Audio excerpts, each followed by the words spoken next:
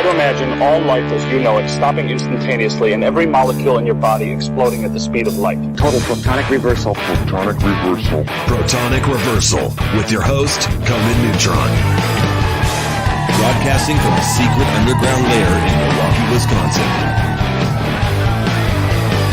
A gigantic middle finger to everything that is rock about music, rock and roll, and corporate power. Thing is, though, if you don't laugh, you're going to go on a killing spree with sharpened nails. Confidence of a hero or a fool. I wasn't exactly certain which. Could not be more professional.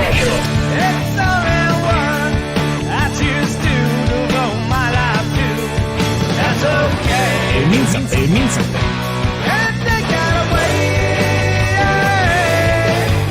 You know, that's my take on it. What's yours? Protonic Reversal! That's like a science thing, right? Indeed it is. It is a science thing. It is a science place. It is a scientific fact that we are all up in your face. It is time once again for the one, the only Protonic Reversal. Welcome to it. First episode entering year 11 of Protonic Reversal. That's right. For those keeping score at home. Last episode was the epic length 10-year anniversary show. They featured 13 different guests. It was a lot of work. And so I decided to take a month off. Well, a month off. Wasn't really off. I did a tour with Part Chimp. Did Caterwaul. I did plenty of things. Played with Brainiac. That was crazy. But took a month off from the show, again, to take a little bit of a break. So hopefully everyone had a chance to catch up and listen to that great 10-year anniversary episode. Dwayne Dennison, Ian MacKay, Bob Burt, Sonic Youth, Cody Wills, Dale Crover, so many great guests, including maybe the last interview with Steve Albini. Definitely one of them, which, again, I'm not going to lie, that was somewhat of a motivating factor, taking a little time off as well. So, but I am back at it. Very pleased to be talking tonight to Jake from iFlies and Backslider, and it should be a raucous good time as we enter into the summer. But before we do that, welcome to Conan Neutron's Protonic Reversal. I'm your host, Conan Neutron. I'm a rock and roll lifer that's been touring and recording for 24 years, most known for the band Conan Neutron and the Secret Friends. Music is a huge part of my life, and I use the format of this very long-running podcast to talk about music with musicians whose work I enjoy and respect, but who may not be household names. This is episode 389. Now, if this is your first time listening to the show, archives of it are available for free. No ads, no sponsors, no kidding, at ProtonicReversal.com. However, if you want to support the show and get episodes sooner, $1 a month at Patreon.com/ProtonicReversal will achieve that goal. And if you like the show or even just a single episode, please feel free to subscribe on your platform of choice, share it around the internet, and even leave a review. All that helps people discover the show. It beats back the almighty algorithmic overlords, and it's just a darn nice thing to do. Aw, isn't that nice? So, yeah, iFlies, Backslider. This is Jake's, he's a dude. He's a dude that plays the rock, and I'm excited to have him on. There is I guess we can still call it new. It's January, right? It's not old. New record by iFlies, self-titled one, and there's a lot of stuff going on with this excellent Pennsylvania lad. Let's welcome him to the show. There you go. Hey, Jake, how you doing? Hey, what's up, man? Took a month off. I don't know how to freaking work anything anymore. My the gyroscopes aren't gyroing. The flux capacitor needs recharging. All this stuff. Yeah, the science has got to start sciencing again. Exactly. Got to. Yeah. So you gotta. I mean, again, January. That's not old, right? I mean, I feel like in this day and age, like anything that's not this week is old. But yeah, totally. Still, it's still a pretty new record. Ripper of a record, self-titled by iFlies. Thank you. Appreciate it. We're very excited about it. As the folks always say, I think it's our best work. I was just talking about that. I was having a conversation with someone who was like, "Look, I know everyone always says this, and you should feel that the last thing you just did is like the best thing that you did, right? If you don't, then maybe like when you're like, I don't know, it's okay. Like Yeah, that's not necessarily a good feeling. totally. No, but I think you guys sound very fully realized on this record. You sound very comfortable with what you're doing. You're pushing the songwriting a little bit. I think you're in a good spot. Thank you. Yeah, I think you kind of nailed it. This is like the band where I feel like we sound like the band we've wanted to sound like, Right. kind of this whole time, and kind of figured it out a little bit. The time off that the world had or whatever, I think put some things into perspective for us and kind of gave us a little bit of a focus after it did, after I guess it did the opposite for the first chunk. Right. Well, because the first one, the first thing I became aware of you guys was the Tubbulard record, which was had an unfortunate timing to come out right about when COVID did, if I remember correctly. I think it was March 20th. Yeah, we were busy canceling a tour. That's what I remember most about it. Yep. And I was like, boy, I can't wait for this to be over in the summer. Yeah, totally. What an inconvenience. What would probably still stand as the biggest tour I've ever done was supposed to happen like 7 days after that record came out. Yeah. And we rescheduled it a couple times to be like, oh no, we're gonna do this like 75% already sold out tour with Full of Hell and Primitive Man this summer. It's gonna be fine. Oh, we'll do it in the fall. It'll be fine. Oh no, we'll do it in January. It'll be fine. And then eventually it just not. It's like, I guess this is not going to be fine. I don't know.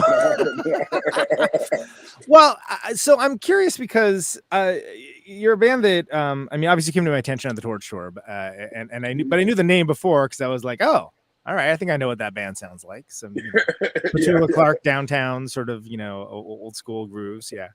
It's a good signifier. We don't attempt to be very mysterious by any means. No, it's like the movie Planet of the Apes. What do you think you're gonna get with this? Totally. It's a Planet full of apes. Yeah, good guess. Quick study. But tell me how the band came about, because I know Backslider's been around from before, and also and again another thing, there's no Spencer in I Flies now too. So address either one of those origin story. Okay, cool. And Spencer both at your leisure. Totally. Okay, so trying to think. I guess the genesis of the band dates back to like mid to late 2018, and so we had Backslider had the year previous parted ways with Patrick, who is the drummer of I Flies. He used to be the drummer of Backslider, and we kind of just had a different idea of where we wanted the band to go. Funny enough, he kind of wanted Backslider to come a little bit closer to what I Flies became. Right. Sure. It was kind of like, hey, we still want to play like fast. And he was like, but what if we didn't play fast? So it turned into the thing where he's like, all right, well, this is going to work out. So we stopped working together on that project. And I know that you're familiar with Multicult. Yes, I am. We got the always amazing Jake Kreger, who used to play drums for Multicult, fantastic legendarily player. of Triac and the Archaics and stuff. He ended up joining Backslider and kind of like helping us take that ship where we wanted it to go. And so there was a moment where things were like a little bit weird, I guess, because Logan, the guitar player, vocalist of Backslider, and Pat were like very close friends. I knew them sort of as an entity. When I joined Backslider, it was like Gestalt entering into entity. this fold of these two dudes. That it was their thing, and so I think just by nature of like the time put in and how weird it is to like break things off and whatnot, things were like a little weird with mainly the relationship between like Logan and Pat, with me kind of like in the middle of it. So like I wasn't really sure what it was. Me and Pat never had any bad blood. There was never any bad blood anywhere, but it was this sort of like navigation thing that was a little awkward. A little awkward for a moment, yeah. And then so Spencer at the time had just moved to Philly, and him and Pat had been talking about starting a project. And Spencer's main thing was like, I want to do something, but I don't want to play fast. And Pat was like, let's go. Yeah, speaking my language, yeah. So Pat had been sitting on like the roughs for like 6 or 7 songs, or something like that, something in that ballpark. For a while now, something that he was going to, a project that was like a recording thing that he was going to do with his ex-wife. And then he just kind of parked on it for a while and then busted it out to jam with Spencer. And so they had a couple of jams, and Pat had it in his head that like, that I should be the dude to play with them. They were like talking about trying to find a bass player. and he had hit me up about it, and I turned it down the first time because I was already kind of immersed in 4 different projects at the time, and I was just kind of like didn't want to like shake up things too much at home with my partner at the time, and it's a lot. Didn't want to be like, hey, here's another thing I'm going to do that's going to take me away from everything. Blah, blah, blah. Great news. And I remember a couple of weeks after I said no, I was out to dinner with my partner at the time, and I had brought up all like, oh yeah, like I was considering doing this thing, but like turned it down because I figured time was going to be an issue or whatever. And she was literally like, wait, like Spencer, like your friend from Full of Hell, right?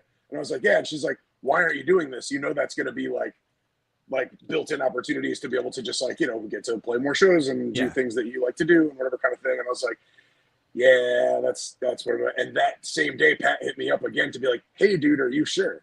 Right. And I was like, all right, man, you know what?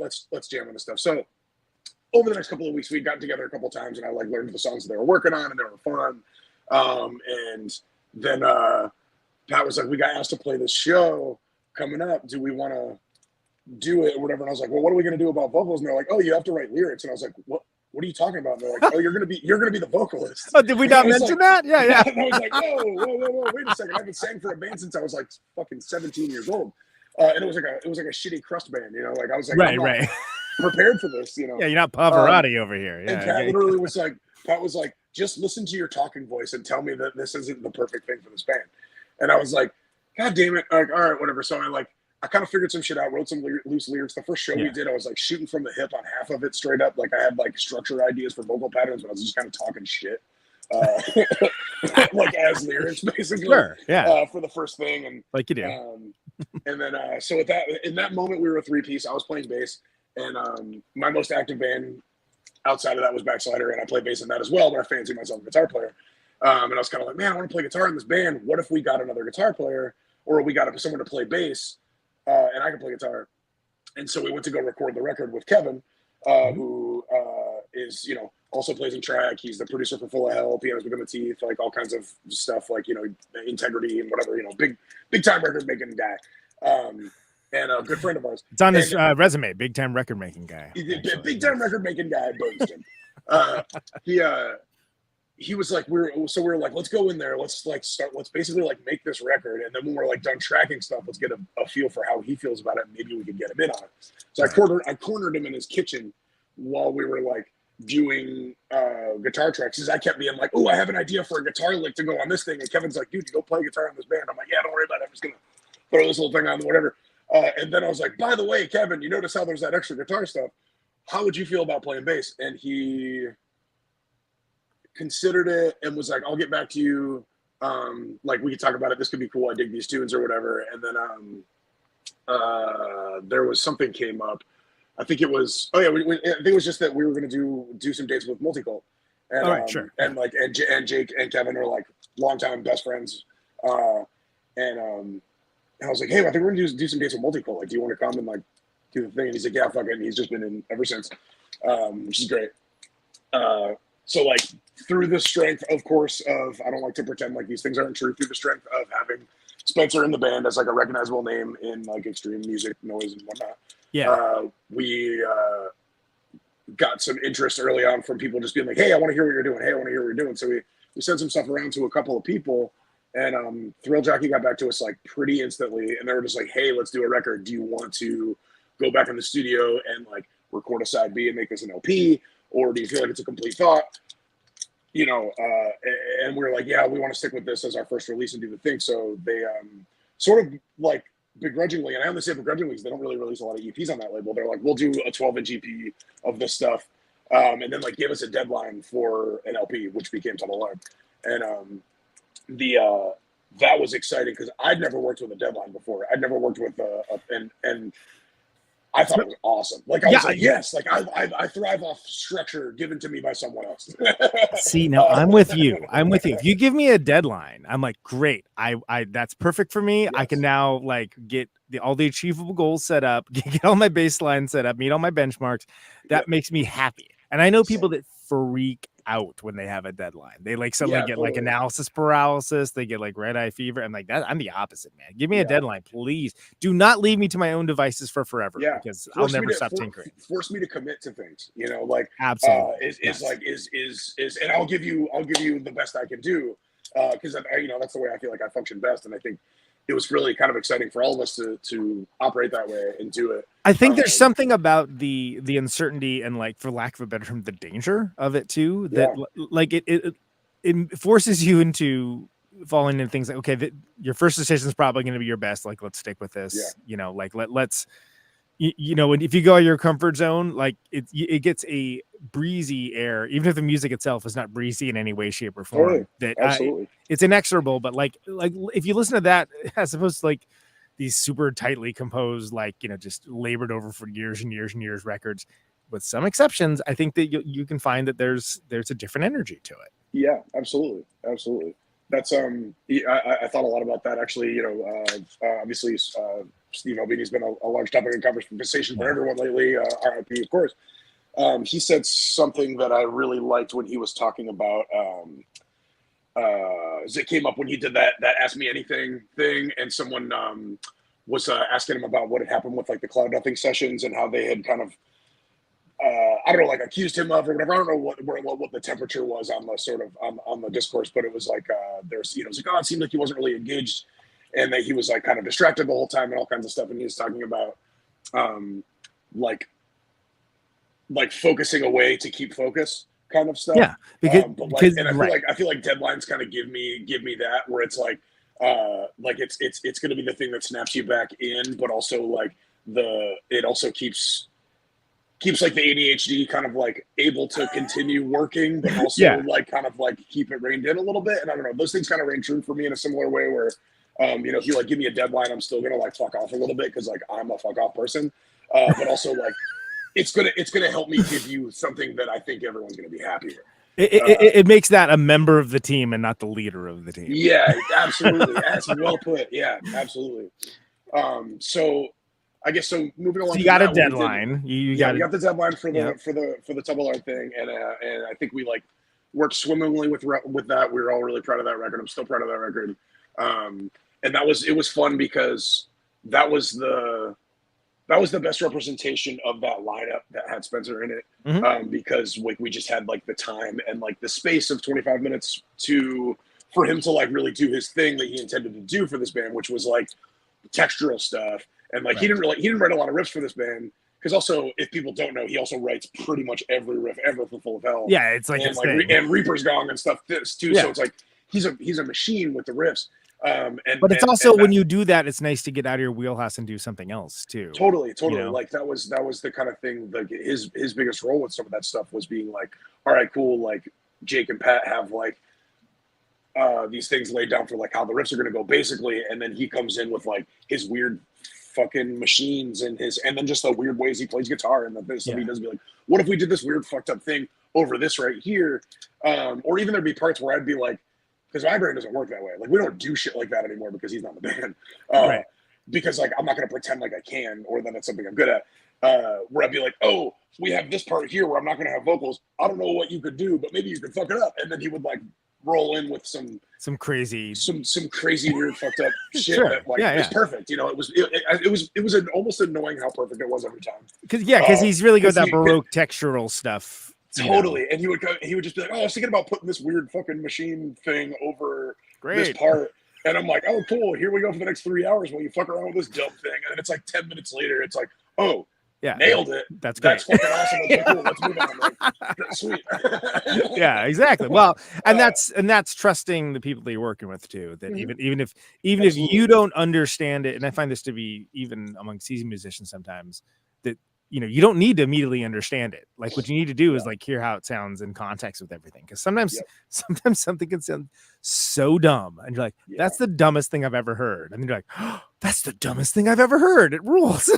Actually, so you actually just really got to the seed of everything that I sort of skipped over, that I think is the magic in this band for us and why it continues to be satisfying for us, is Pat, our drummer, writes probably 70% of our riffs. Dude can't play, and sorry for saying this, Pat, dude can't play guitar or bass to save his fucking life, as far as like anyone, like, like nobody wants to see him do that. He doesn't want anyone to see him do that. You know what I mean? Sure. But he comes up with all these ideas, and it's the same kind of thing. He'll come shit to me. He'll be like, all right, so I got the dumbest idea ever. He always intros it like that. And I'm like, okay, I believe you. And he'll show me some real dumb shit. because also I come from like a technical playing background. Yeah. So where I overthink things too much. It's like hard for me to simplify shit. So he'll come with these like 3 and 4 note fucking riffs that don't even make sense to me at first. And I'm like, yeah, you're right. That's dumb as hell. Like, what is this? And he'll teach it to me. And it'll be like weird for me to learn because it's like doesn't feel like music. It feels kludgy somehow. Yeah, sure. And then he gets behind the kit and he's like, yeah, just keep doing that. And then he like throws up the beat he's got in mind behind. I'm like, oh shit. Yeah, then comes there it is. And then every time I'm like pumped. I'm like, I could never write this. This is so cool. Like, let's fucking go, Context is everything, man. Yeah. Totally, absolutely. And that was like that was a big point for this band is, like everyone's background was in like playing grindcore and shit. And like all this kind of stuff. And I was just like, we want a band that's just like simple and effective and to the point and just like in your face. Nothing's a mystery. Everything just like fucking, this is what you get. Like, and there's no secret prog. Yeah. Right, exactly. And I think there's sort of the beginnings of Pat kind of bringing stuff to the table the way that he did, and then kind of especially in that era of time, like ending it with like the textural additions that Spencer was bringing to the table, made things really fun, and it worked really well. And then I guess I'm trying to remember exactly timeline wise. I've smoked way too much weed, so my memory for time is pretty bad. But basically, at a point, Spencer moved back to Ocean City. So like him and his partner had split up, and I think maybe it was some COVID related stuff too. Like just like everybody's shit was all fucked up. So he was like, "I'm moving back to Ocean City. I'm gonna move back to Philly eventually. Shit'll be cool." And then we did like a one-off EP for Close Casket Activities with 4 songs on it, and then we did a tour with Inner Arma and Yautja in December of 2021. It was kind of like one of the first tours that was like happening.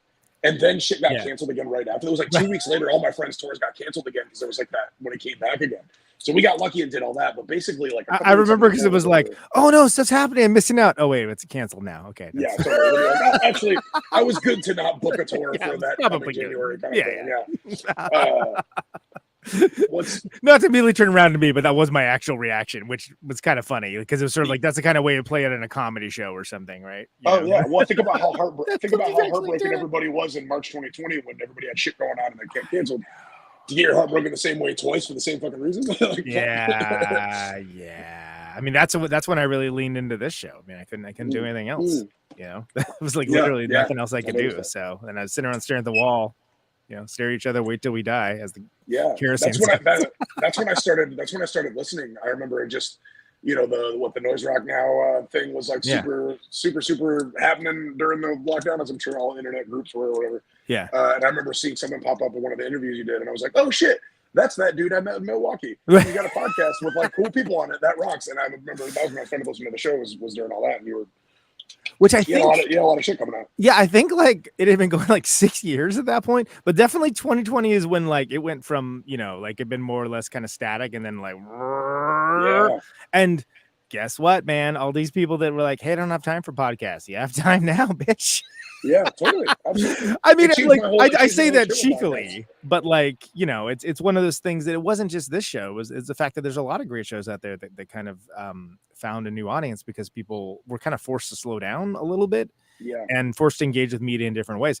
And so, therefore, something like this that I've more or less been doing the same show for forever, like it was able to like find an audience as many others were. And I also like the fact there was a lot of new shows that like were just people, I don't know, let's try to Instagram live. All right, sure. Totally. I say the more the merrier. Bring it on. Totally. I mean, like there's no shortage of shit people want to talk about. There's no shortage of shit people want to be nerds about. Yeah. And all those things are cool. I do love the jokes around like, we don't need new white dudes with podcasts anymore. I know, right? Yeah. Which on paper and like statistically, of course, I'm going to agree. But then, there's guaranteed to be something that comes out 6 months from now that's exactly that. Then I'm like, oh, this dude's fucking totally scratching that itch I need and the thing, whatever. I mean, from a statistical standpoint, it's going to suck because there are so many white dudes that fucking suck. But like, that's almost the case with everything. Sorry, that is the case with everything. Yeah. On a long enough curve, right? Like everything's going to be terrible. But there is something for kind of the forced contemplation that came.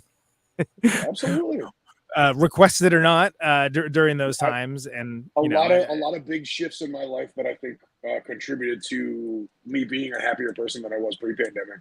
I think Right. came from a lot of those hard moments. I did a lot of facing myself. I did a lot of like, you know, having to be real with myself, being like, tell myself the fucking truth for once, you know.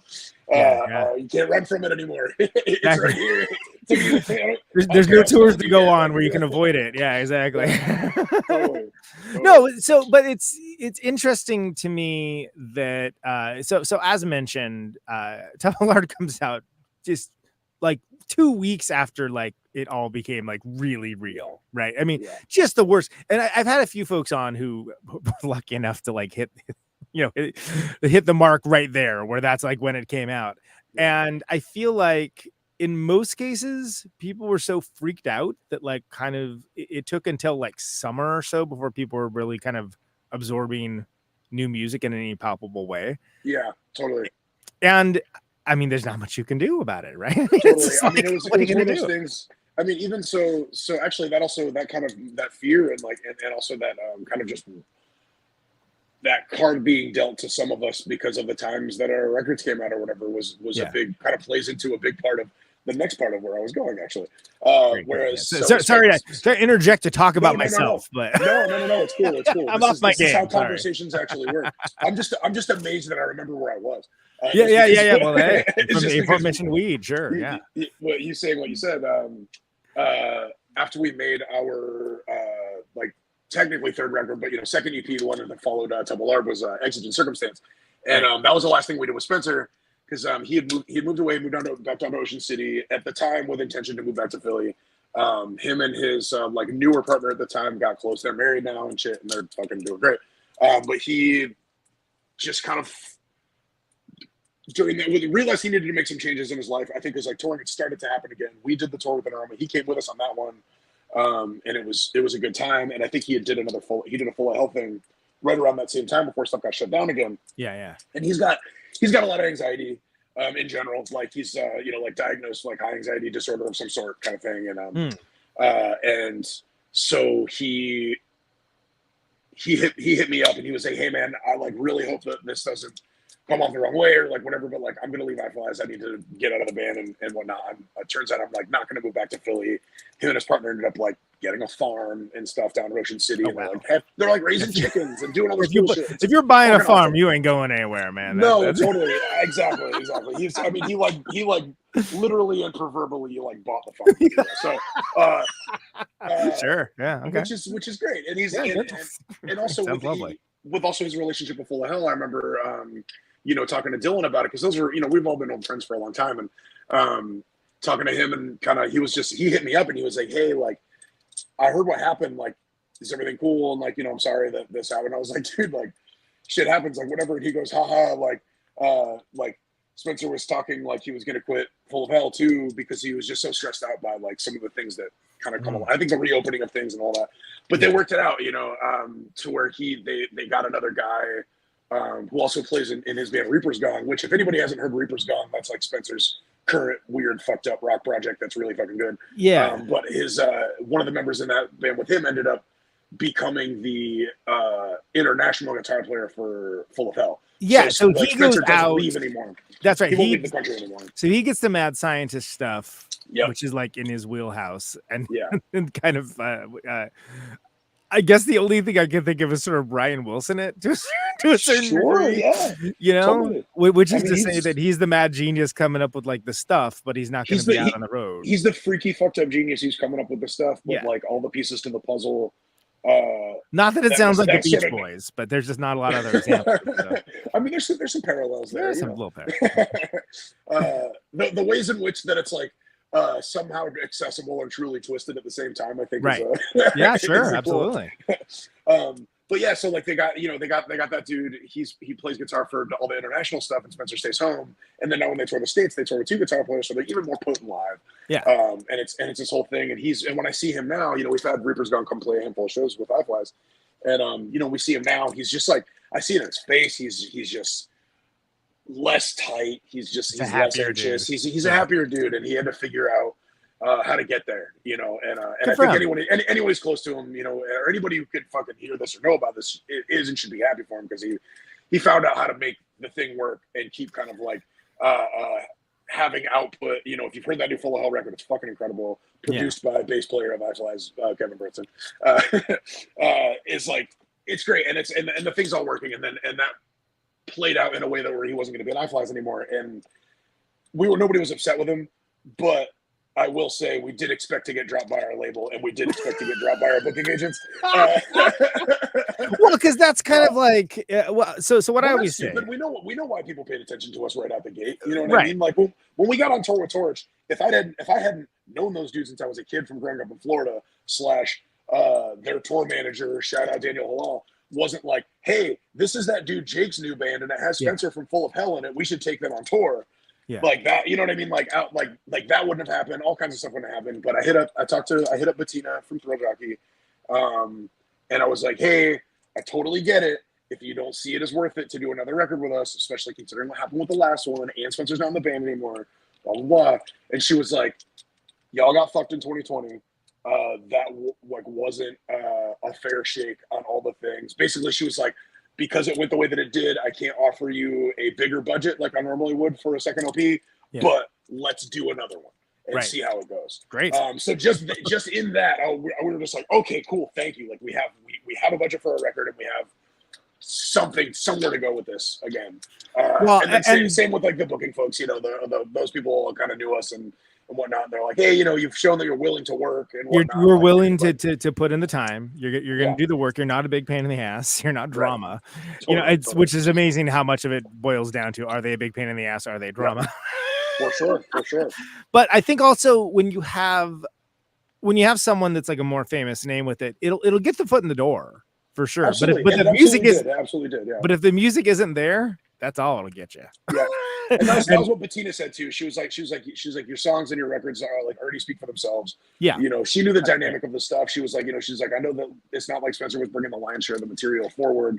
So it's not like the band's going to sound like it's come from a completely different angle or anything. You know, she was confident enough in all that to kind of give us another chance. And so far it's working out. I mean, we were in the red on the first two records we made with Thrill Jockey, and this one brought us out of the red on all three. Congratulations. That's awesome. Thank you. And that's just no mean feat in this economy. Yeah, for sure. And she wasn't confident that was going to happen either. She just like genuinely likes our band and thinks she believed in the vision. Shot, you know what I mean? She believed in the vision. She again, the acknowledgement that like you were just going to deal with a raw deal with not being able to do the things that you want to do around it before. That's the difference for me. That's the difference between most of the times between an independent label and like a major label. For sure. You know?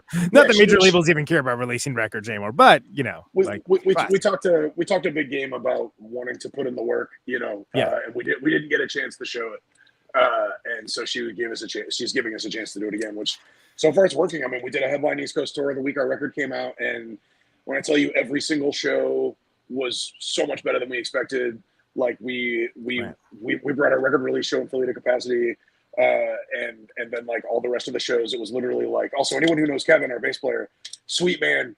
And I don't say this to say that he's hard to be around anyway, because he's not. He's actually a delight to be around all the time, but he's like kind of delightfully curmudgeon-y. Doesn't really have a whole lot of like uplifting things to say about stuff. And it was like 5 days into that our first like proper headline tour, and we're selling a fuck ton of the records, and like people are showing the fuck up. And he looked at me, he's like, dude, this is tight. What the fuck's going on? That's great. And then we did our European tour and did the Roadburn thing and like all that stuff. People were driving hours to see us. Had people singing our lyrics at almost every show. That's so cool. Shit that you know, I've been touring for 20 years now. This year will be 20 years of touring for me, and that's the first time I've ever had any. That's shit amazing. like that. Congratulations. That's lovely. Thank you. And it's you know, if Bettina hadn't given us another shot, you know, to do the thing, and if folks hadn't been so gracious with still thinking we're good with the loss of the big dog. Yeah, the famous guy isn't in there anymore, but it's still good.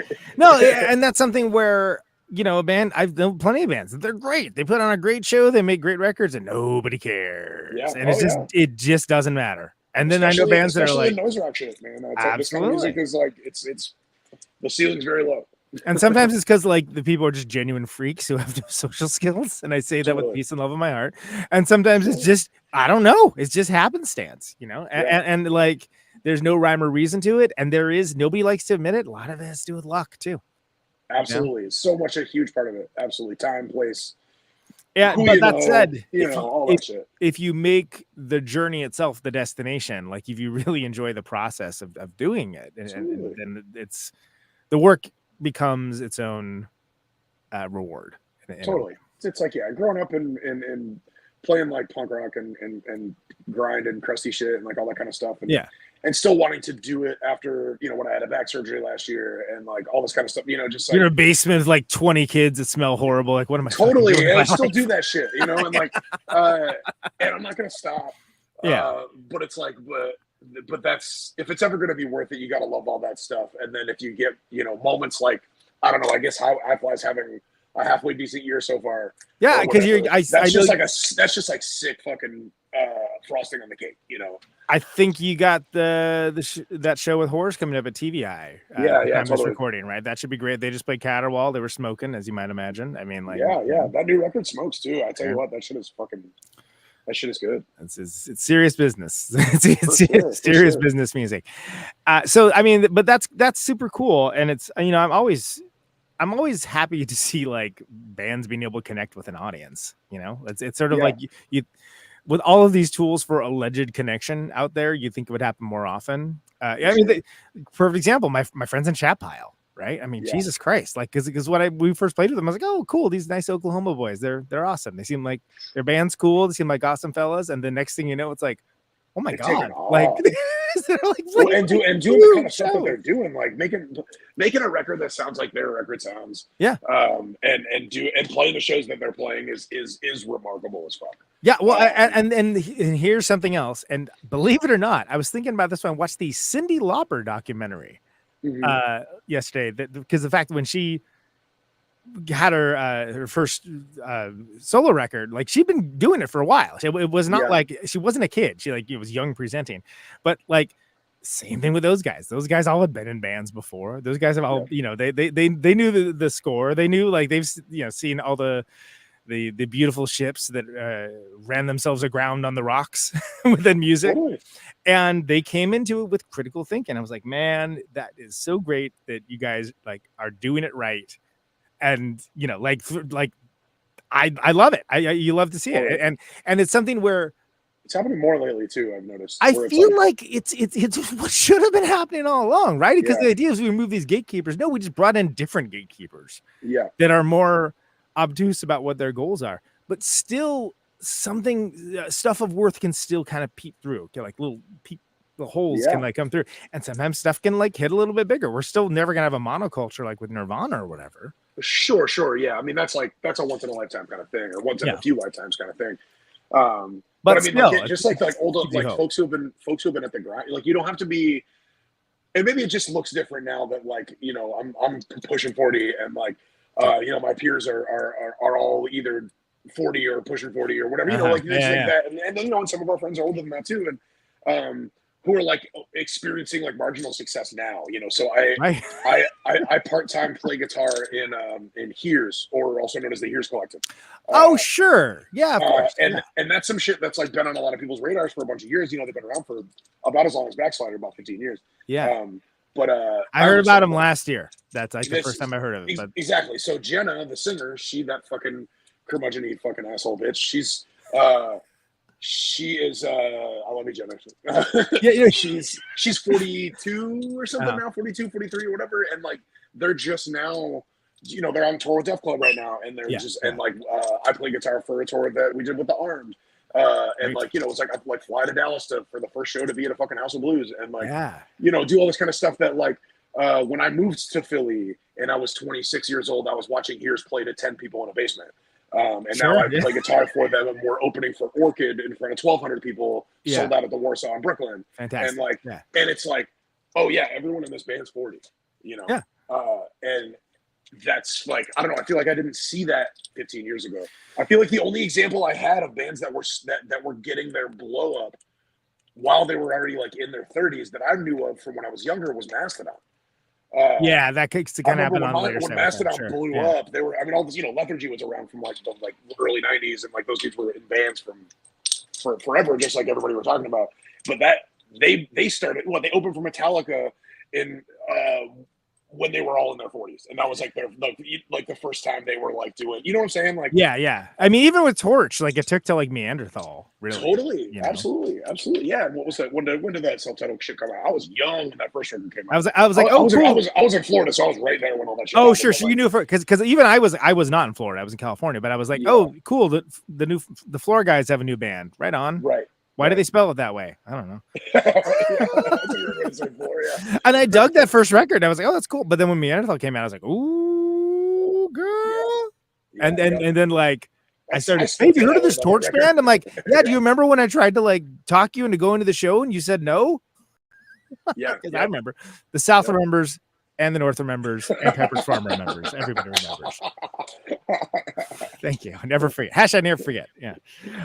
But no, like that's a good. I mean, I think even then, like I don't remember how old those guys were. That seems like 100,000 years ago and yesterday at the same time. But like still, like there being, I think what we're getting at is like not just, like it used to be like you have your first record and oh well that fails, then like band's over. And it's like no, now you're actually like there isn't artist development anymore. Period. But like totally. But everybody gets to have artist development. The fact that you always have a shot to like reach your audience, even though it's also kind of like ride the game of chance to see if anybody's going to be paying attention. Totally. Yeah. I mean, that artist development stuff now is just like, can you make it through your first 2 bands that fall apart in your 20s? Right, exactly.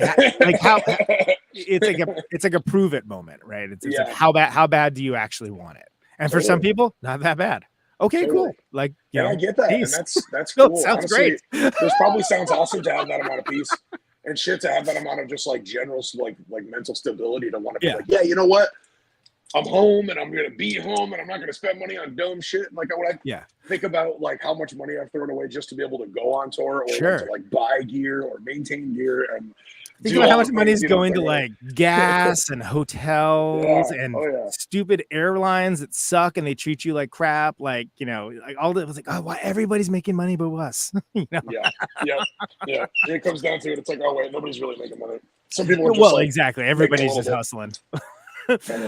Well, but and that's so again, so as a working band with not people that aren't 17, right, and have like adult concerns and adult schedules and things along those lines. It has to. How's the scheduling for that go? Like is it something where you just obviously something like Roadburn? I always call that if someone asks if you're a god, you say yes. Yes, we will play that. Yeah, absolutely. That was.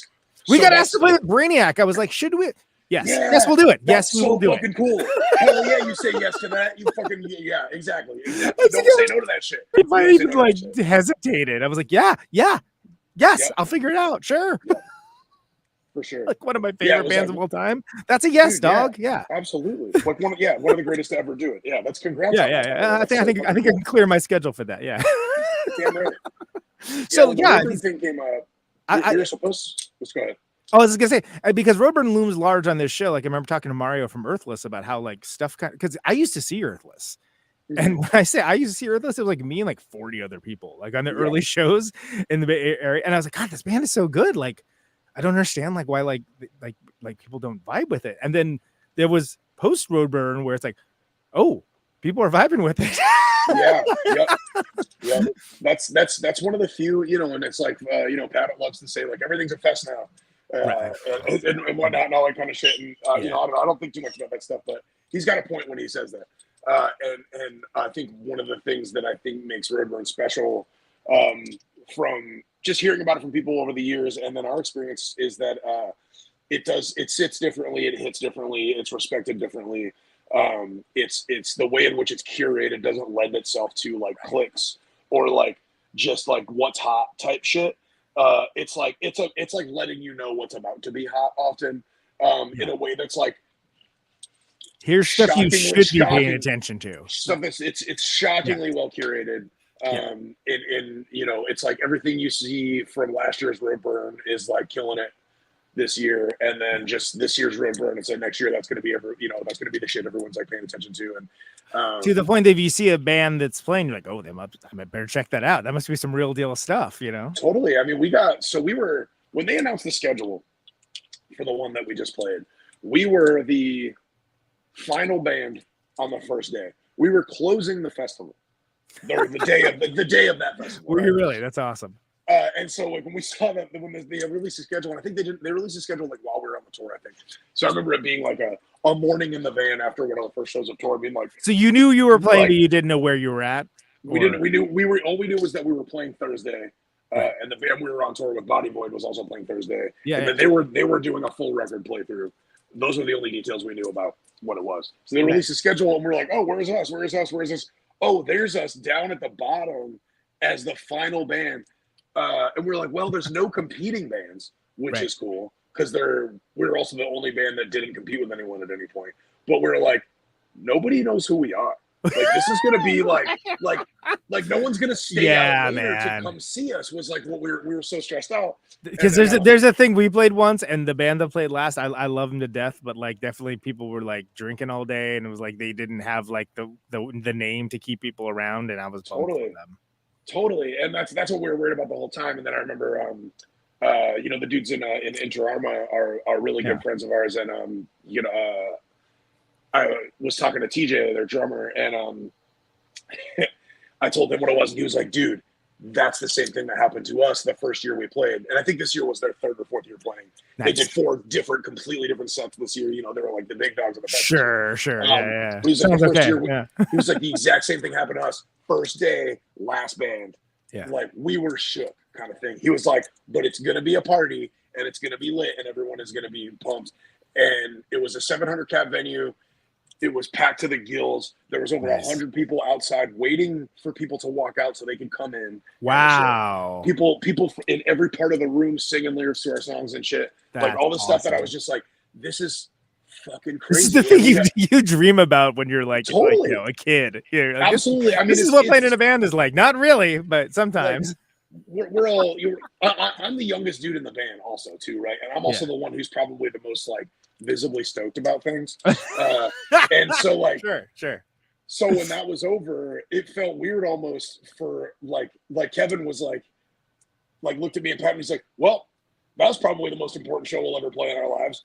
And Pat was like, yeah, dude, definitely. And I was just like, yeah, I can't believe what just happened. Like that was like, yeah. Actually fucking crazy. Like just it's definitely some shit where I've like watched videos of like fucking, Nirvana in like 91 right before it took off. Yeah. And like watch it or like video, I grew up like a huge Green Day head. So like watching videos of Green Day at Gilman back when like Kerplunk came out and nobody knew what was about to happen kind of shit. Yeah. Like the energy there was like, I almost feel like that's the energy. This is so cool. Like even if nothing happens after this, you have people. Holy shit! I got to feel that, and that was amazing. You have people on your side in a unique and receptive way that we often don't get in this very cynical and jaded, constantly attention deficit riddled environment, and that's lovely. That's something that kudos for them for building an environment where that can only happen, be like a regular occurrence, and people, for sure. But also, they got to say no to a lot of bands, I'm sure. For sure. I was shocked that they allowed us back. We were on the 2020 lineup, but that was because that was the year that Full of Hell was supposed to be Artists in Residence. That's right. And Primitive Man was also doing like 2 different nights of shit. Yeah, on tour with them. So sure, Spenny's other new band. We'll be the Nepo band, no problem. Sure, we're like, great, cool. Sure, that was whatever gets you in the door, man. The whole tour was just like, put us under your wing and let's hope something happens. So the fact that we were able to get on this year was surprising and fucking amazing. Well, and that goes back to what I was saying earlier. Like, something like that will get you your foot in the door, but if you don't have you have to show them why you're there. Yeah, exactly. Which I'd like to think we did. I think it went well, and people, we sold a bunch of shit, and people seem stoked on it. So and that's. Those are the things that you can like kind of look as your personal benchmarks for like, okay, maybe like you don't want to get into the comparison game of like this band has this and whatever. And then like, oh, why aren't we doing that? This and that. It's like, no, these are the moments you have to like treasure. Yeah. And you Yeah, have to for like sure. hold them close for like any dark times they come around, because like you want to keep that light shining as much as you can. No, absolutely. Like that's especially at this stage of the game. Like I don't know, built my life to be able to kind of try to do this kind of thing as much as I want, which means that I have to pursue a lot of things outside of iFlies. We have kind of restricted schedules and whatnot. There's only certain times of the year we're able to tour and whatnot. So like, being grateful for any of the times those moments can actually align, is the name of the game for me at this point. Do you guys practice regularly? Pat and I live in Philly together, so we usually get together every week. With breaks, like if we haven't practiced since we got home from tour. Sure. Or wait, no, we did once. We had a show. We did one Philly show since we got back, so we had like a jam before that or whatever. But we're getting back on the weekly shit starting this week actually. But it's mostly me and Pat messing around. We're gonna start working on some new stuff, and then we bring it to Kevin, who lives in Baltimore. So it's gonna be a little harder. Like every month or two or whatever, we'll get together as all three of us and bang it around. But Kevin and Pat are both very busy, especially this time of year. Like we're basically done for the summer, besides for like any sort of one-offs, because Pat can't tour in the summer because he is he's in the stagehands union here in Philly, and there's he's contracted at this venue called the Man Center, so he's like basically on contract to be there for every event they have throughout the summer. Got it. They pay him very well. If I had a job like that, I'd be a stickler too. Sure. And then also it's annoying because it's summer, shit comes up, and I'm like, dude, we could do this crazy sick tour, and he's like, I can't do it. And I'm like, yeah, I get it, son of a bitch. That's the adult part of being in a band, unfortunately. Sure. Like, but also, at least it's not all the time. So like when it's not summer, like if it's spring, winter, fall, whatever, we can do whatever the fuck we want. Right. Like I run a bar with my best friends who are all musicians, and cool. I don't know if you've ever heard of the Mannequin Pussy or Dark Thoughts or Soul Glow or like any of that. Those are all people that work with me at my bar. Heard of all three of those. And so we take turns going on tour, covering each other, making sure we have job security. That's awesome. I love that. Like we get to do. I have that built in for being able to do that. Kevin is a record producer and builds guitars. Like if he needs to take time, he can take time. So whenever Pat's like not in the throes of his contract job shit, we can still kind of do whatever we want. So it's it could be a lot worse, especially for as old as we are. Sure. Nobody's got kids, so like that makes it that's much more chill than people I know who try to do this stuff and also are like, oh yeah, but I have like a 4-year-old at home, and I'm like, right. How are you doing? Couldn't imagine, friend. Couldn't imagine. Sounds exhausting. Yeah. Well, tell me about the record. So when do you record the new one? When do you record, like is it something that you just do all at once? Is it kind of like, because you're in a position where you can kind of piecemeal it out too if you felt so inclined? So it was kind of we did it in chunks. What was cool about this was the time we were able to take with it. Having your bass player be your record producer is a treat. Yeah. And then having access to whatever, like he's got an amazing studio. He also lives like down the fucking street from Jay Robbins, who's got his Magpie Cage studio there, which is amazing. So we did all the drums at Magpie Cage. Just got to see him rock a Jay Robbins band set, and it was pretty freaking cool. That's fucking rad. Love that's that super guy. Cool. Yeah, he's I've only met him a couple times, but he's always been really sweet to Kevin and let us use his space and whatnot. It sounds incredible. The drums on the record. That's the first thing anybody who's like paying attention to recording stuff says, like, the drums on your record sound crazy. And it's like, yeah, Kevin's an amazing producer, but also like that room at Magpie Cage just sounds so good. It's fucking awesome. And a powerful drummer in a good sounding room is pretty hard to beat for a rock band. for sure. And it's like, considering the style, we got to just crank the fucking room mics. Yeah. Which, it doesn't work for everything, but for what we're doing, it's great. So it's really satisfying to just every fucking snare hit sounds like a gun going off. It's like it fucking rocks. But yeah, the recording of this was we broke it up a little bit more, but it was still mostly in one shot. Like I think we had 2 to 3 days at Magpie Cage doing drums. And then we just went to Kevin's and took our time with. Yeah, I think it was like I laid down like a run of guitars, and then like went home for like a week or something, and then came back for a couple of days, did some more guitars, got to try out lots of shit way more than ever before, like just kind of like, let's see how this sounds. Yeah, totally. And it was just like we're not going to try to pretend like we're not doing what we're doing. So there were certain parts where it's like, yo, on this guitar lead, how do I make it sound like Unsane? And Kevin's like, turn on the Chris Spencer setting. Let's see. I've got the exact amp that Chris Spencer uses here. Yeah, I have the same model of the same distortion pedal from the same year that he has right here. And I got a couple of tellies on the wall. Like, let's bust those out and do the thing. And like, oh, cool, that sounds exactly like what we're going turns for. out turns out we have the technology. Right, we have the know-how.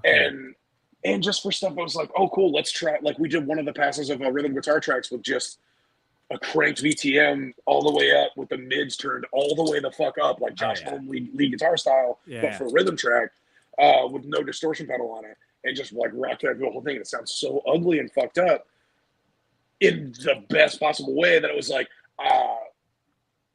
and it was a thing where it was like, let's do this and maybe we'll throw it away because maybe it's too ugly. Yeah, but let's do it. Let's do it because we can.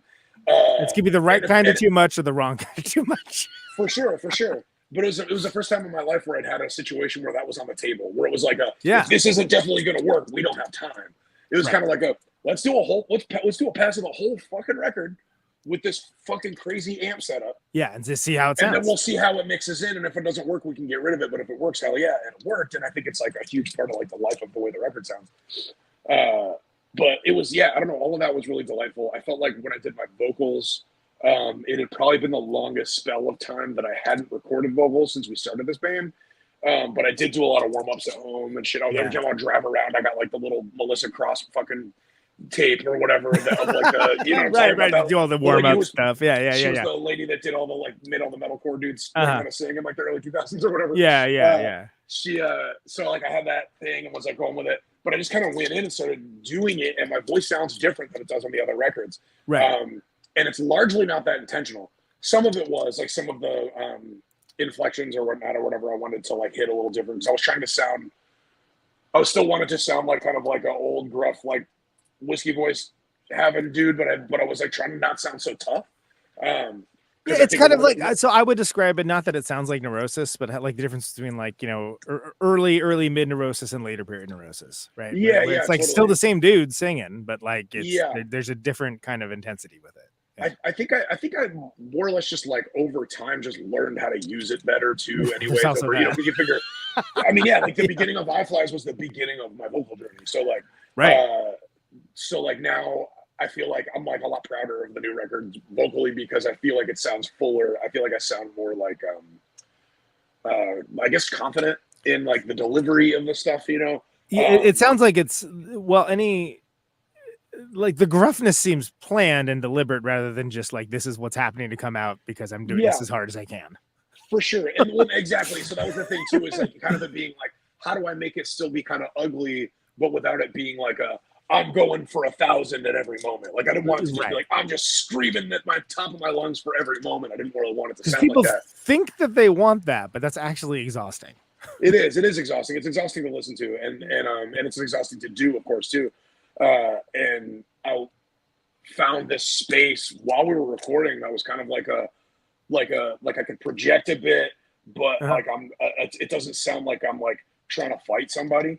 You know? You're not pushing. Right. Yeah. Because that's not the vibe I want to get either. It's like, some of the lyrics, like, you know, like a lot of lyrics are like political stuff that I'm angry about, and I am angry or whatever, but it's like, I don't want it to come off like it's like we're trying to fight. And I feel like that was where I got in my head before about some of my other vocals sounded like, because I've never been like a big like hardcore guy. Like I never liked any of the like, I don't know what people call metalcore stuff or whatever. I try to be nicer with the language or whatever, but I never got into it. Just the barky like the uniform.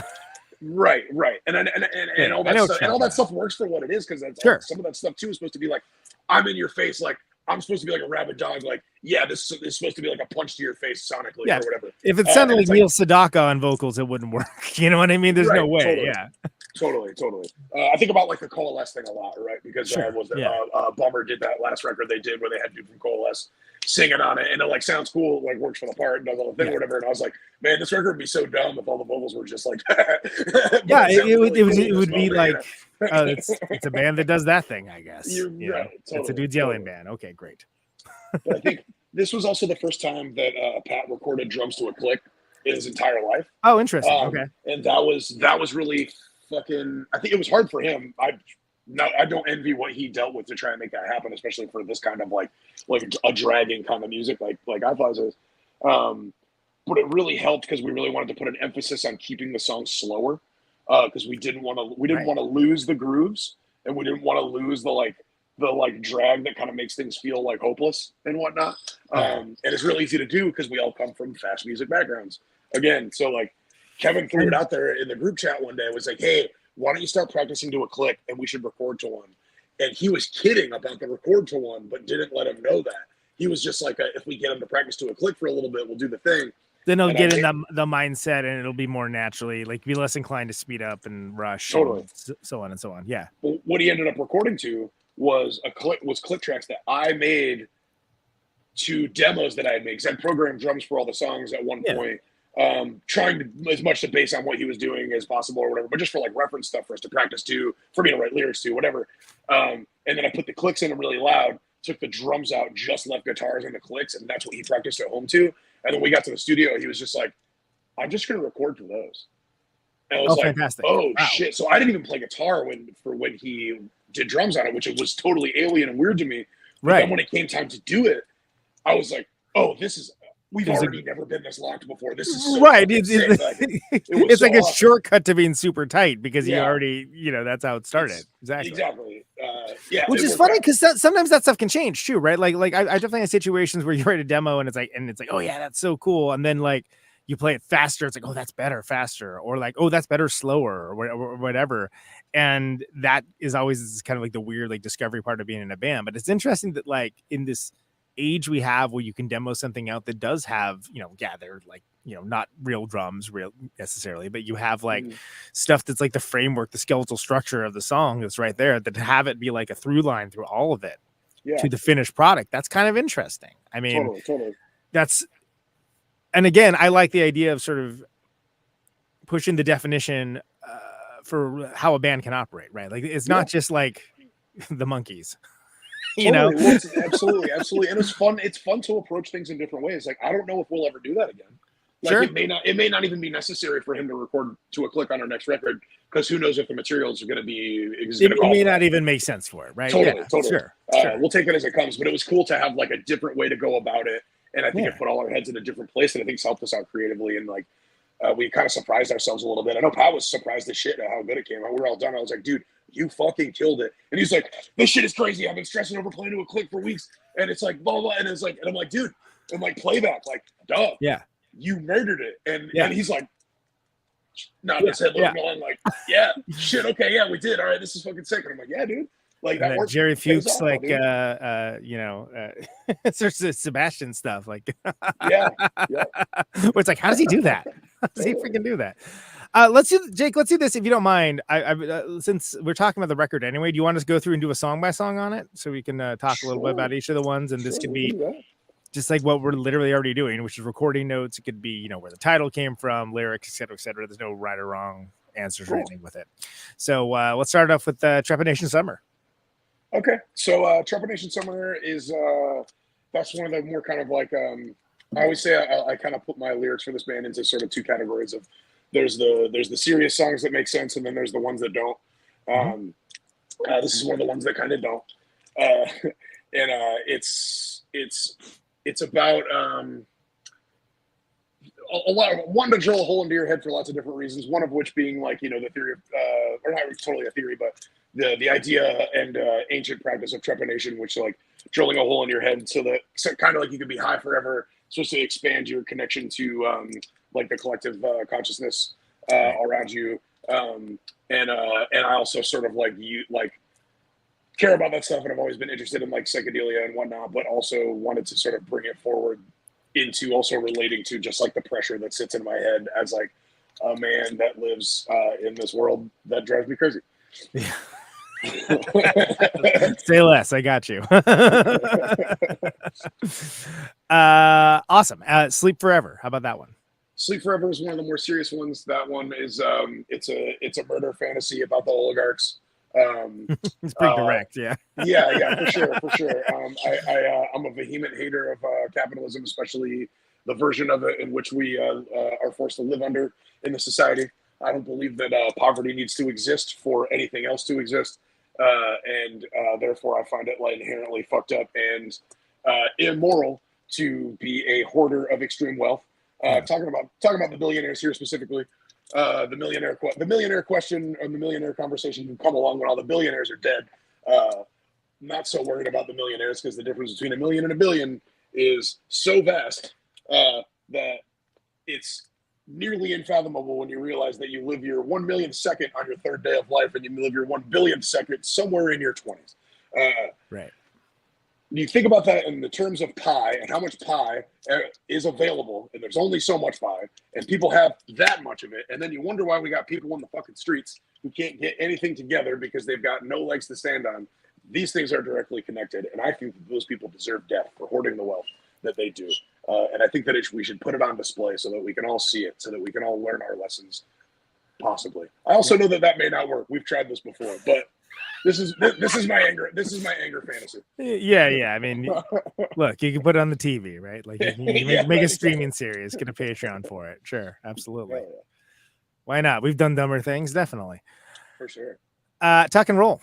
I'm sorry, highlight him so I know where we're at. That's good. Tuck and Roll is a bit more abstract again for the most part. The lyrics, the meanings behind the lyrics on that are a bit back and forth between flirting with like suicidal ideation of like my youth, which for the record is not something I struggle with currently, and it's been a very long time since I have. But sort of like the main line, the tuck and roll into a black hole, is kind of like that. Not like wanting to die, but that kind of like being okay with it as like an inevitability / like, look at this world that we're in. Look at the ways in which we're forced to live and the ways in which we treat each other and all this kind of stuff. Like, I don't know, if we're getting sucked into a black hole, I'm ready to tuck and roll into that bitch if it's time to go. But I'm also happy to be here and share smiles for as long as we can as well. And I think that that kind of that I also ripped the lyrics from this like D-beat song that I wrote during pandemic time. And then I didn't have lyrics for this song, and I was like, I'll just take that one. That song's never coming out. It's a fit kind of a different thing. Also, musically, I was sort of trying to rip off Wrong because sure, okay, yeah. Low key, Wrong is my favorite noise rock band in history. Yeah, and I also love saying that because like people who get upset about this kind of music are like think that only the 90s matter and whatever. Right, exactly. That only, yeah. And I think so stupid. I think Wrong out helmeted Helmet and then kind of just like made like the coolest and catchiest and weirdest tunes in like this weird style of music.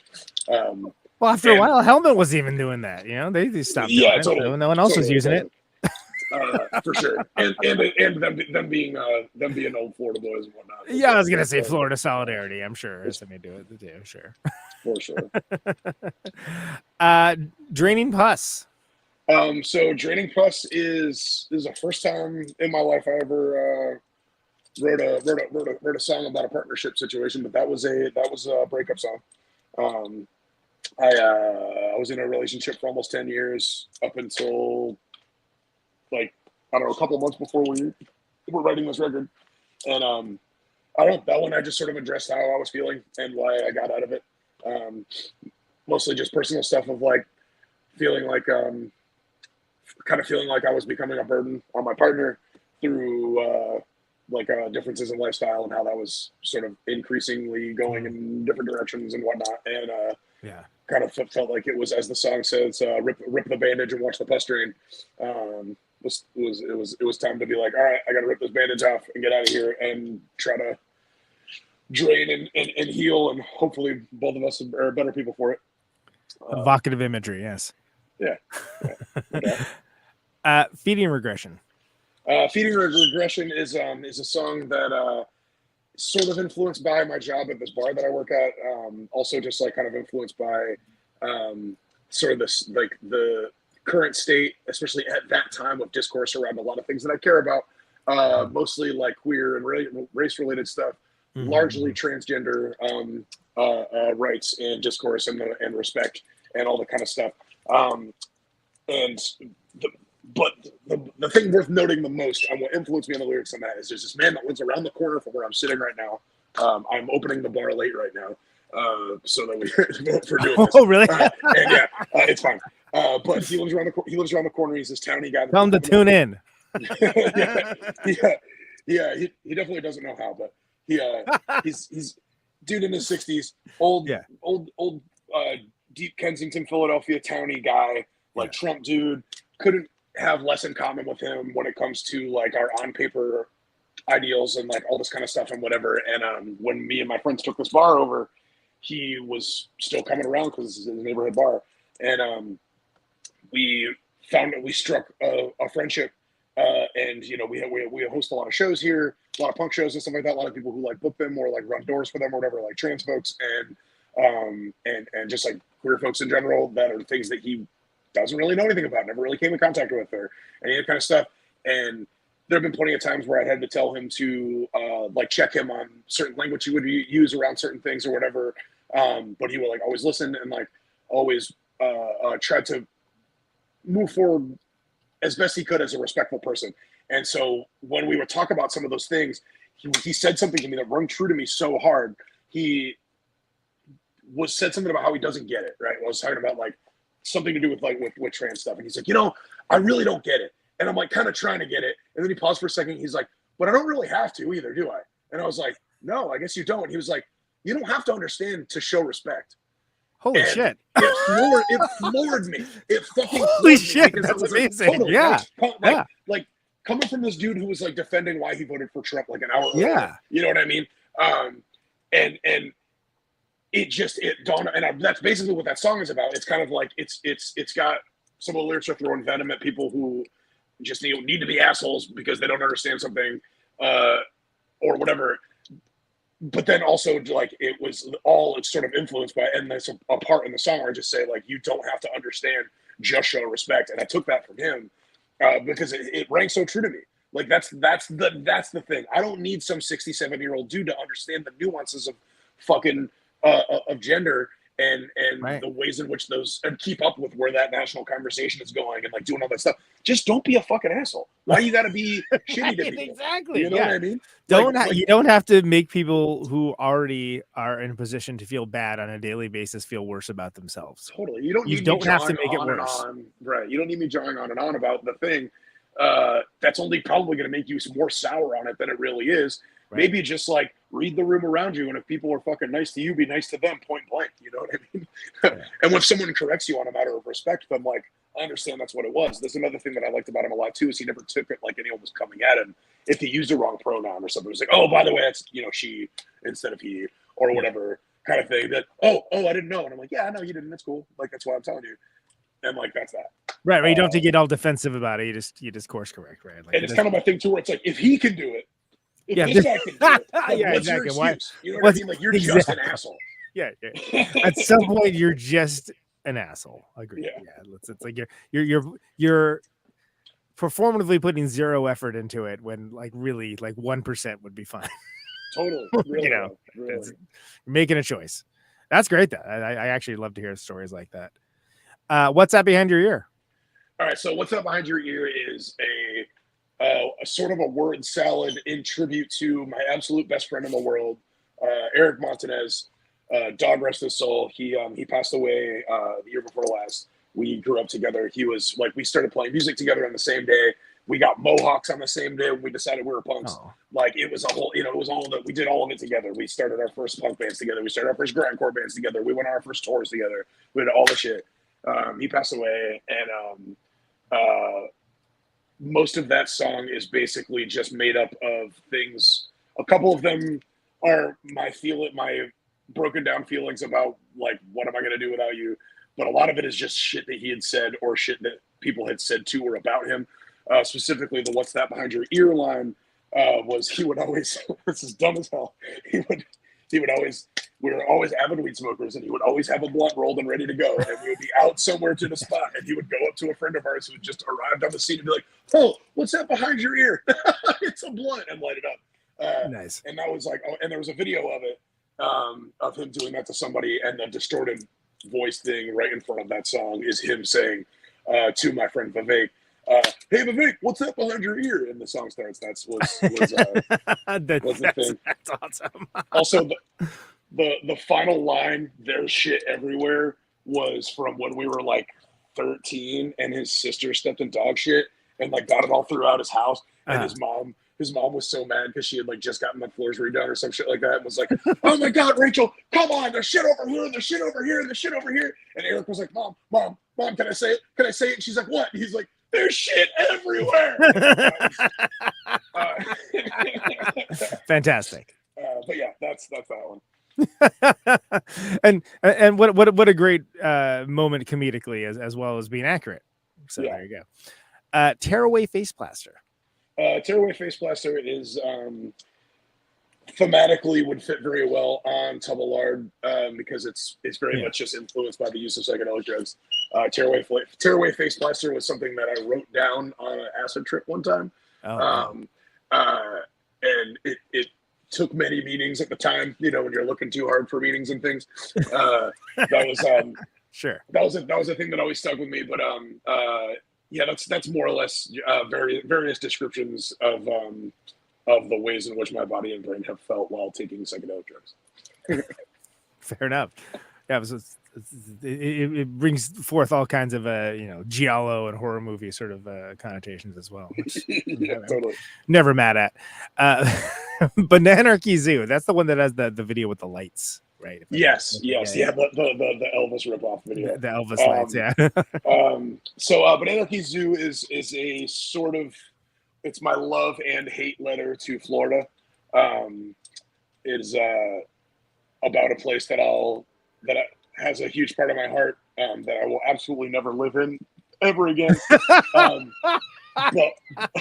But will always have its mark on me for better or worse. And the song Bananarchy Zoo, again, is a reference to my best friend Eric. There's the famous Doom 7-inch Monarchy Zoo, and Eric was a self-proclaimed Bananarcho Horticrusty, because he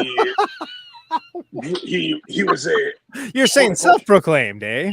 Self-proclaimed horticrust Bananarcho punk. Yeah, he grew fruit trees and tons of tropical plants. He had an amazing garden at every house he ever lived in. He was obsessed with plants. He always said that he was going to die in the swamp, and he did.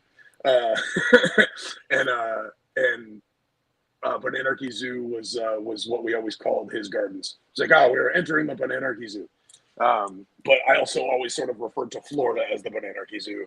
Sure.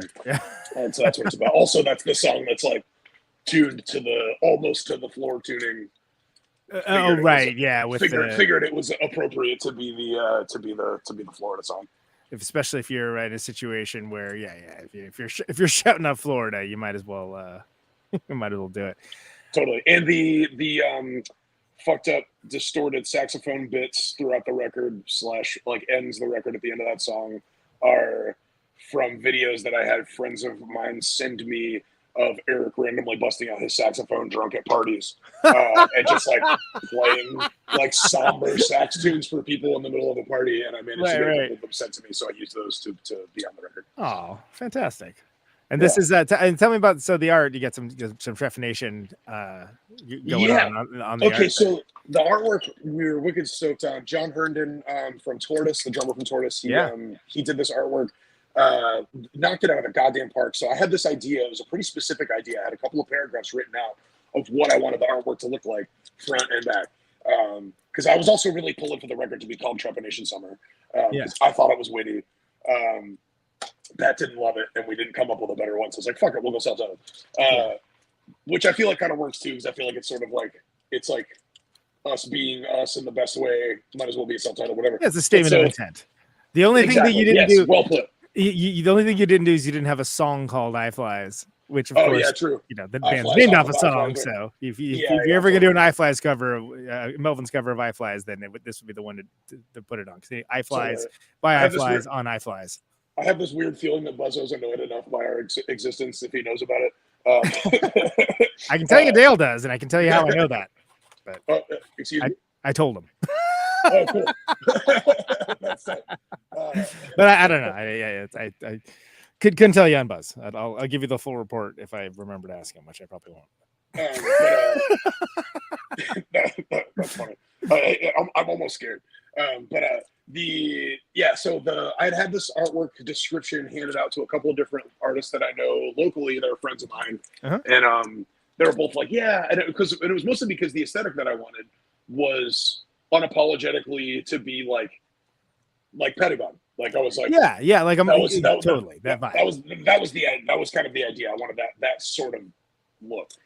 But I didn't want it to look like Black Flag ripoff art either, because like that's which is hard. Because all of his stuff is like so tied with that band that even with the off stuff, it's like, well, that makes sense because it's sort of like a spiritual successor to that. But most bands can't get away with it, really. I mean, you got there's Minutemen and you got Black Flag, and that's yeah. So I was like, I didn't want it to be like too much, because also it was like, you know, there were the ideas of like, do we like make it smaller and put it in a box with like a border around it and do the thing. And I was like, okay, that'd be too close. right, exactly. Then you're just like, come on, guys. Yeah, like I was like, I don't want to do this because I want it to look like a Black Flag record. It's just the art that I want to see for it, I think will be best suited in that sort of style. So, which is not that like there isn't a corollary. I mean, like side 2 of My War, right? I mean, like it's not that far afield, but anyway. Right, totally. Yeah, excellent point. Yeah, the other two artists that I had looking at it, they both came to a point where they kind of like felt intimidated by it. I think it was because I was maybe too specific about what I wanted. Got it. So it kind of fell through, and then we were talking to Bettina about it, and she was like, "I got just the guy. John from Tortoise can do exactly what you're talking about, and he'll do it great. And like, just like trust me on this. We'll get it popping." And she connected us. I sent him I sent him my list of ideas, and it was like a week and a half later, he sent over a slightly more basic version of what it was. And he was like, let me know if I should keep running with this or if I should run with something else. And it was like this and like the stuff on the back as well, like the kit thing. And I was just like, oh shit.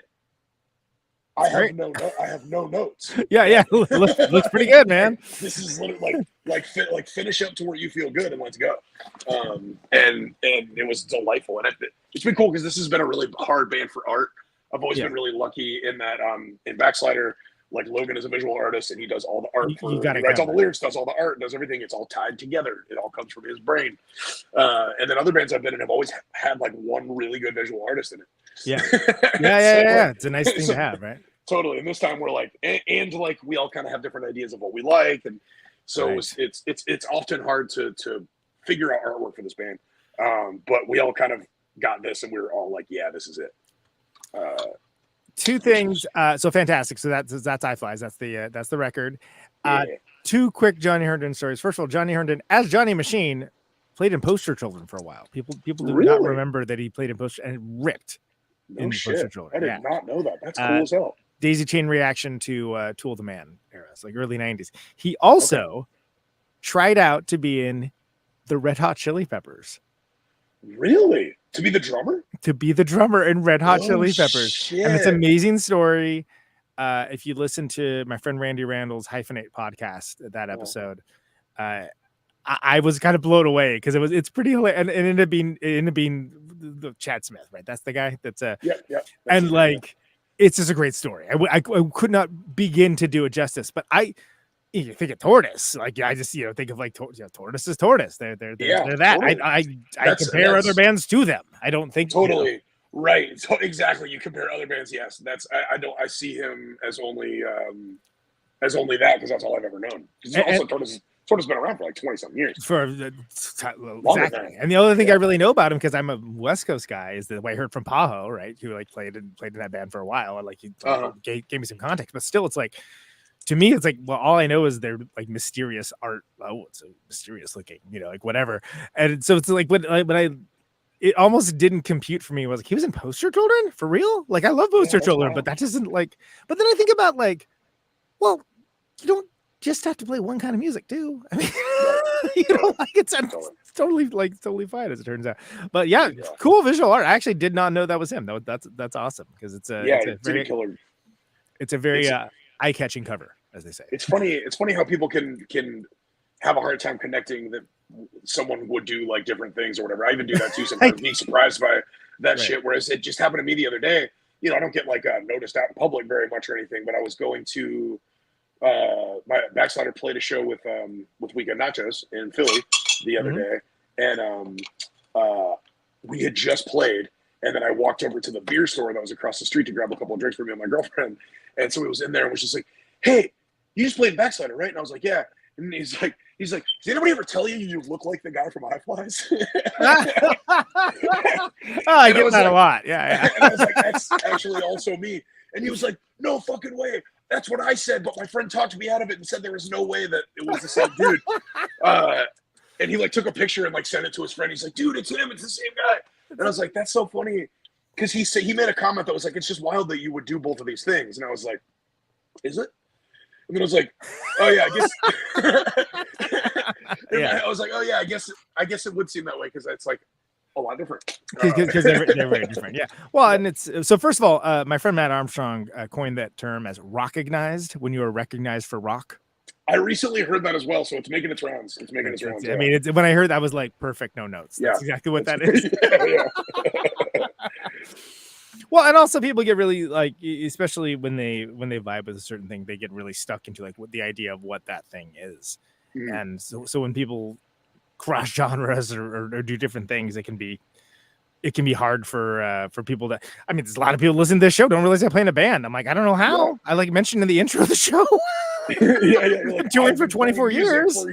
I mean, like, I don't know what to tell you. Like, but then there's also people that like will come to shows that know me from the show, and then they're always like, "Hey man, I really like the show." I'm like, "Cool, you don't have to whisper. It's okay." Yeah, it'd actually be great if you told people. Yeah, exactly. Tell everybody like it doesn't have to be like a dirty secret. I get it, podcast, like Jesus, but it's also it's a busy world, and I feel like there's all these communication tools that make connection easier, but in a way it almost makes it like harder sometimes as well.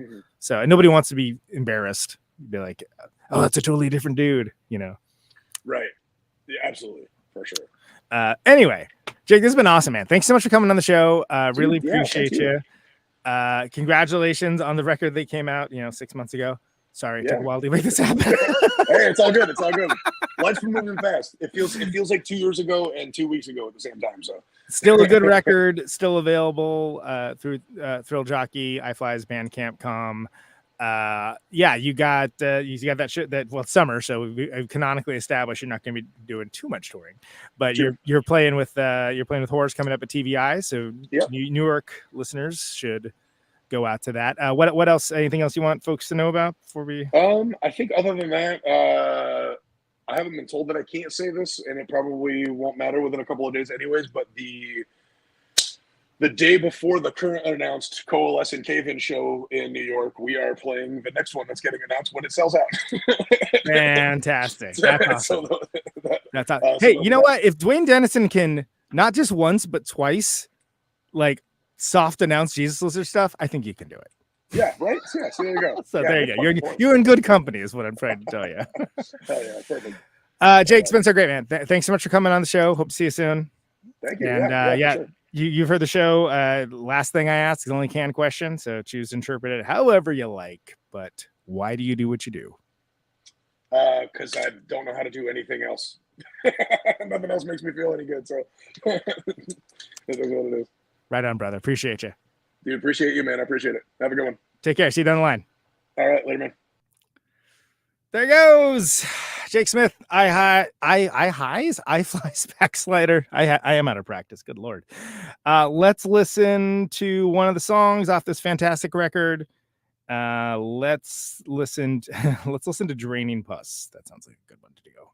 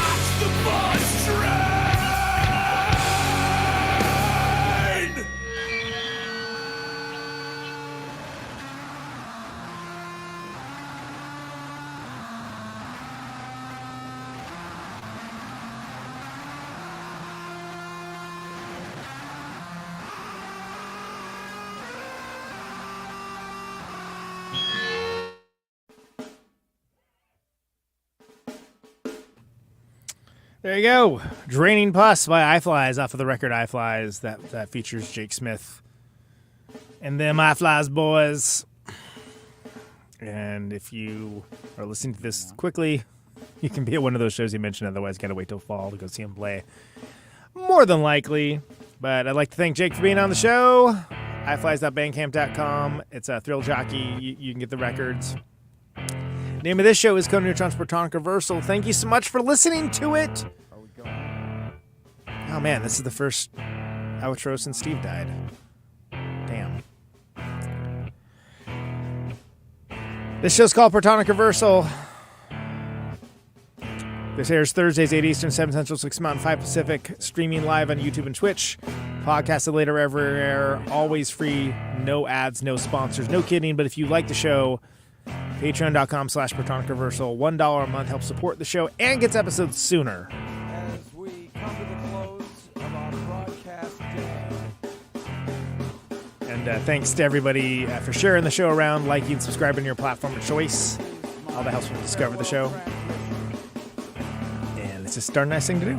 So thank you very much. A bunch of good stuff coming up. I'm Signing off. doing more things. Mr. and Mrs. America and all the ships at sea. I'm actually doing 3 shows with the band Dead from Australia on the West Coast next week. But yeah, I got some good stuff coming up. Stay tuned to it. Back at it in the summer. I've got 50,000 watts of power. Yeah. Just stay safe out there, you know?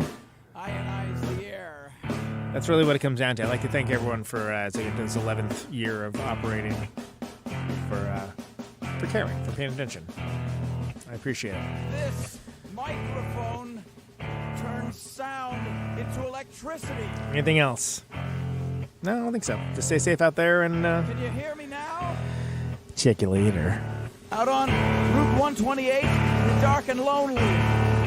I got my radio on. Can you hear me now? Can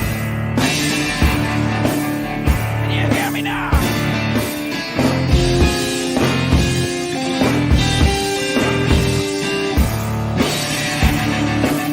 Can you hear me now? Can you hear me now? Be in the radio.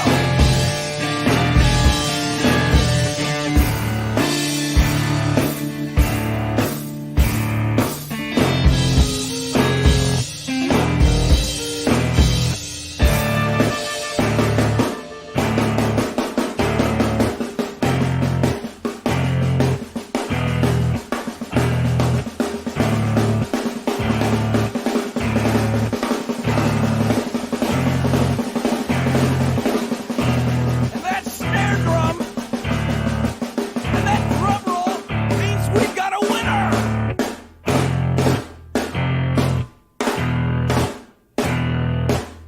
If you're the 5th caller, or any caller at all,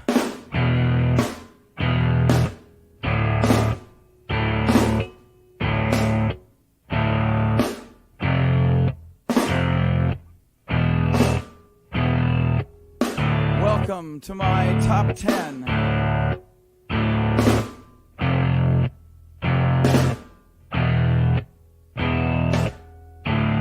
I'd like to thank our sponsor. But we haven't got a sponsor. Not if you were the last man on earth. She was prepared to prove it. This one goes out to a special girl.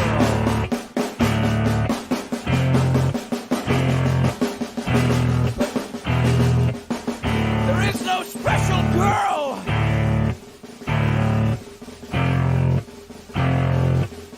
It's the end of radio. The last announcer plays the last record. The last what? Leaves the transmitter.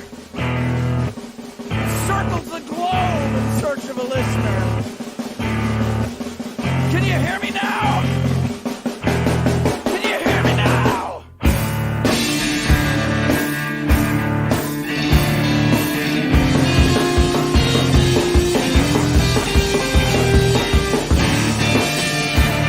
Can you hear me now?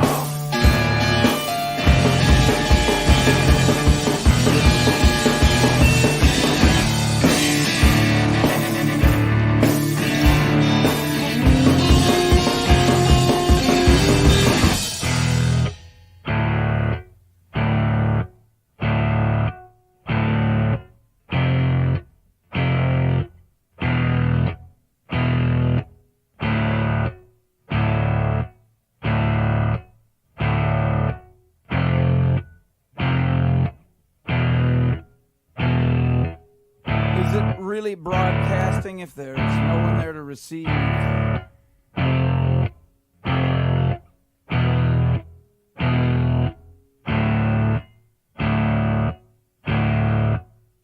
the end of radio. As we come to the close of our broadcast day,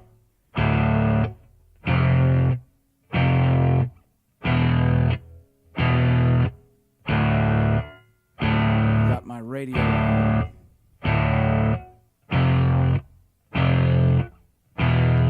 Can you hear me?